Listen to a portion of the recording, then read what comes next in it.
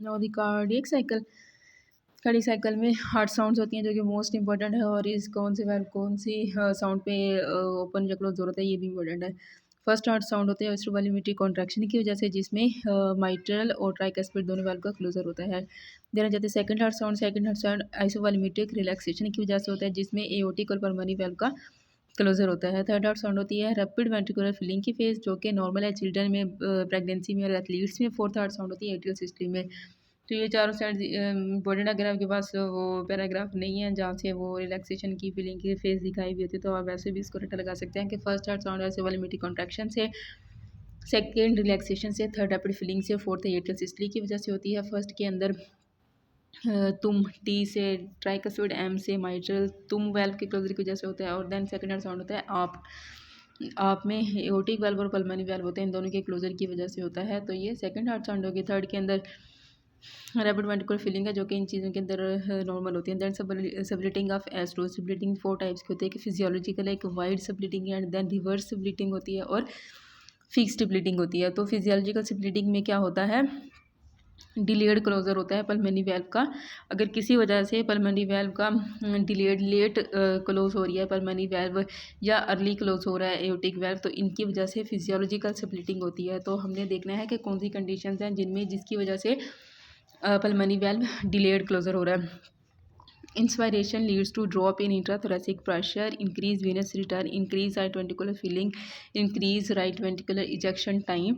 Right ventricular ejection का time ज़्यादा होगा, तो जिसकी वजह से क्या कॉज कर देगा, delayed closure of the pulmonary valve. तो फिजियोलॉजिकल स्प्लिटिंग उसने बता दिया है कि ना इंस्पायरेशन पे इंट्राथोरेसिक प्रेशर करता है ड्रॉप, तो इंट्राथोरेसिक प्रेशर ड्रॉप होने की वजह से वीनस रिटर्न ज़्यादा हो जाएगा, राइट वेंट्रिकल फीलिंग ज़्यादा हो जाएगी, और इस वजह से राइट वेंट्रिकल के अंदर जो इजेक्शन टाइम है उसका इजेक्शन टाइम हो जाएगा इंक्रीज़, और इसके right ventricle ejection time increase होने की वजह से पल्मोनरी वेल्व का क्लोजर डिलेड हो जाता है। तो ये हो जाएगी फिजियोलॉजिकल स्प्लिटिंग। देना जाता है वाइड स्प्लिटिंग हियर्ड और इंस्पायरेशन आल्सो।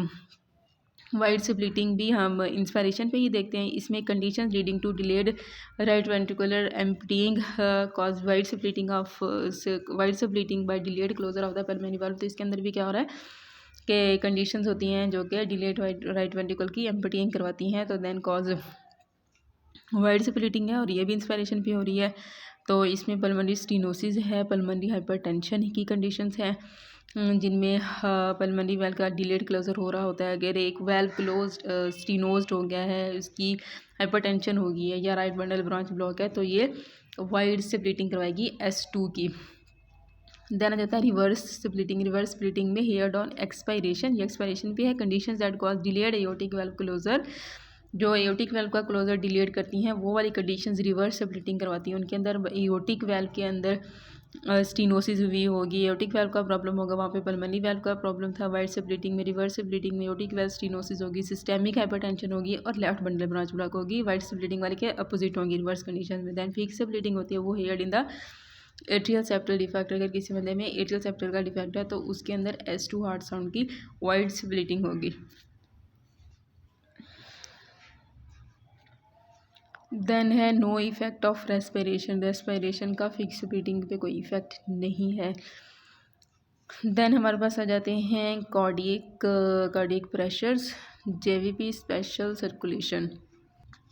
जो हमारे पास है राइट वेंट्रिकल का प्रेशर ड्यूरिंग सिस्टली में 25 होता है। राइट वेंट्रिकल का प्रेशर ड्यूरिंग डायस्टली में 0 से 8 होता है। राइट वेंट्रिकल का pressure at which pulmonary valve open वो 8 mmHg है, और लेफ्ट वेंट्रिकल का pressure at which aortic valve open वो 80 mmHg है। राइट वेंट्रिकल का प्रेशर जब पल्मोनरी वेल्व ओपन होता है तो 8 होता है। लेफ्ट वेंट्रिकल का प्रेशर जब एओर्टिक वेल्व ओपन हो रहा होता है, लेफ्ट वेंट्रिकल में एओर्टिक वेल्व में ओपन होता है तो वो 80 पे ओपन होता है। Max aortic pressure reduced ventricular ejection की जो फेज़ होती है उसमें मैक्सिमम एओर्टिक का प्रेशर होता है। Then minimum aortic pressure isovolumetric contraction, जब फर्स्ट हार्ट साउंड होती है उसमें मिनिमम एओर्टा का प्रेशर होता है, जबकि मैक्सिमम एओर्टिक प्रेशर होता है रिड्यूस्ड इजेक्शन फेज पे, वेंट्रिकुलर की रिड्यूस इजेक्शन पे। देना जाता है मैक्सिमम वेंट्रिकल का प्रेशर जब रैपिड इजेक्शन होती है तो वहाँ पे मैक्सिमम वेंट्रिकल प्रेशर होता है। मिनिमम वेंट्रिकल का प्रेशर होता है जब वेंट्रिकल की रैपिड फिलिंग हो रही होती है। Maximum ventricle filled atrial system में ये मैक्सिमम फिल हो जाता है। Maximum ventricle filling rapid filling होती है। फेज मैक्सिमम पल्स प्रेशर किस में होता है? मैक्सिमम पल्स प्रेशर डोर्सलस पीडस जो फर्स्ट वेब स्पेस में होती है। डोर्सल ये जो हमारे पास थंब है और इसके साथ फिंगर के दरमियान डोर्सलस पीडस होती है, तो वहाँ पे मैक्सिमम पल्स प्रेशर है। उसके बाद फेमरल में और उसके बाद पोप्लीटियल और एंड लास्ट में एओर्टा के अंदर पल्स प्रेशर मैक्सिमम होगा। हाईएस्ट सिस्टोलिक प्रेशर होता है रीनल आर्टरी का। ओके, रीनल आर्टरी में हाईएस्ट सिस्टोलिक प्रेशर होता है। तो ये कार्डियक प्रेशर्स हो गए। देन इसके बाद आता है जेवीपी जुगुलर वीनस प्रेशर। सी वेव होती है, ई वेव होती है, एक्स डिसेंट होता है, वी वेव और वाई डिसेंट होता है। तो देन इसके बाद जाती है special circulation coronary skeletal skin. तो जेवीपी में सी वेव आती है right ventricular contraction close tricuspid valve bulging into atrium. Close tricuspid valve जब एट्रियम में बल्ज हो रहा होता है तो राइट वेंट्रिकल की कॉन्ट्रैक्शन में आती है सी वेव। राइट वेंट्रिकल की कॉन्ट्रैक्शन के फेज में सी वेव आती है। ए फेज होती है, शो करती है एट्रिया की कॉन्ट्रैक्शन। एट्रिया की कॉन्ट्रैक्शन को शो करती है prominent A wave seen in TS PS and pulmonary hypertension. तो जॉइंट ए वेव आती है seen in AV dissection complete heart block, इनमें जॉइंट ए वेव आती है। सी वेव राइट वेंट्रिकल की कॉन्ट्रैक्शन पे, ए वेव एट्रिया की contraction पे। तो सी आ गई वेंट्रिकल की कॉन्ट्रैक्शन पे, ए आ गई एट्रिया की कॉन्ट्रैक्शन पे। प्रोमिनेंट ए वेव होती है T S P S pulmonary hypertension. Giant A wave complete heart block में। तो हमने बस इतना से याद रखना है, सी वेव राइट वेंट्रिकल की कॉन्ट्रैक्शन पे, ए वेव एट्रिया की कॉन्ट्रैक्शन पे। देना जाता है एक्स डिसेंट। एक्स डिसेंट होता है close tricuspid valve downward displacement during rapid ventricular rejection phase. Rapid ventricular rejection phase में जब close tricuspid valve downward displaced होता है तो वो एक्स डिसेंट होती है। और एब्सेंट एक्स डिसेंट होता है due to right heart failure and T R.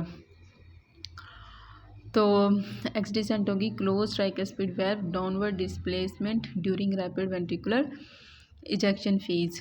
तो एक्स डिसेंट होता है ट्राइकस्पिड वाल्व की। जैसे वी वेव होती है, V wave increase right atria pressure और due to filling against close tricuspid valve और prominent V wave in T R. Y descent होता है right atria emptying into right ventricle में slow Y descent और rapid Y descent T S और वाली conditions के अंदर होता है due to cardiac tamponade absent Y decent.